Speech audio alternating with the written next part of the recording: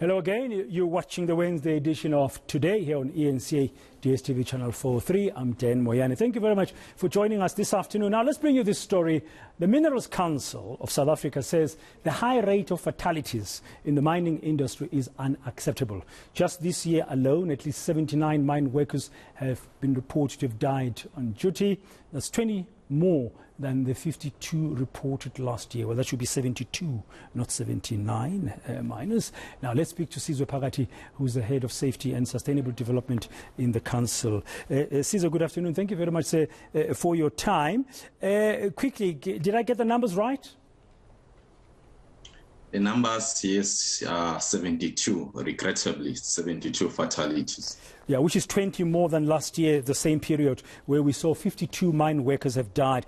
I mean, a couple of years ago, I think, was it in 2019, where we had about 50 mine workers who had died. That was a record low in the country's history. But now the numbers are rising again. It's not good. What is going wrong?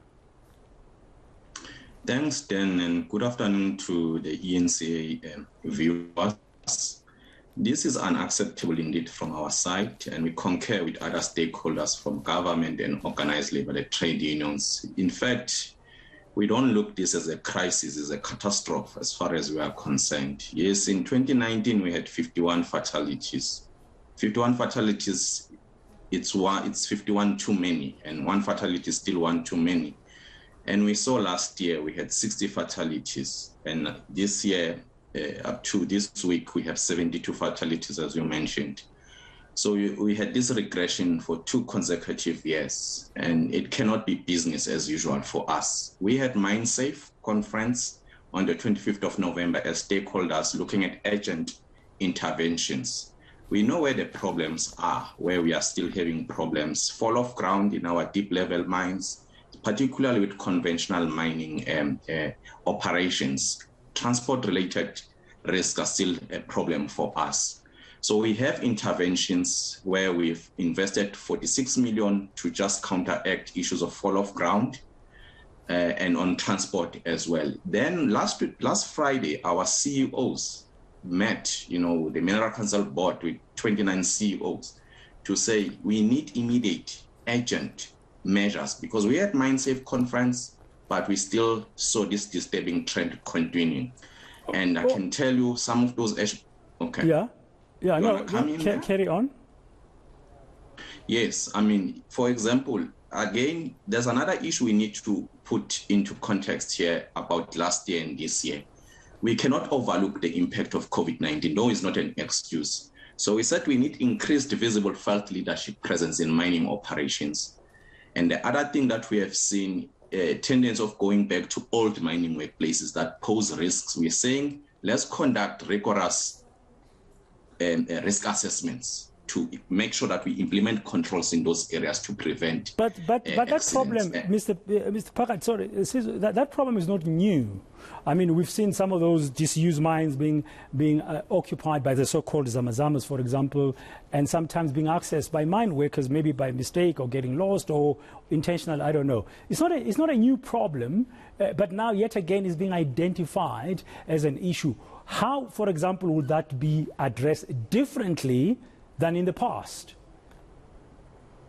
Like I'm saying, then we are going to stop unauthorized and uncontrolled access to those areas. You're right. We've seen that challenge. Hence, it's part of these 8 measures. So we will have rigorous risk assessments that will put in place critical controls. We're going to be working on these things, but we believe those are the low-hanging fruits that we can focus on immediately.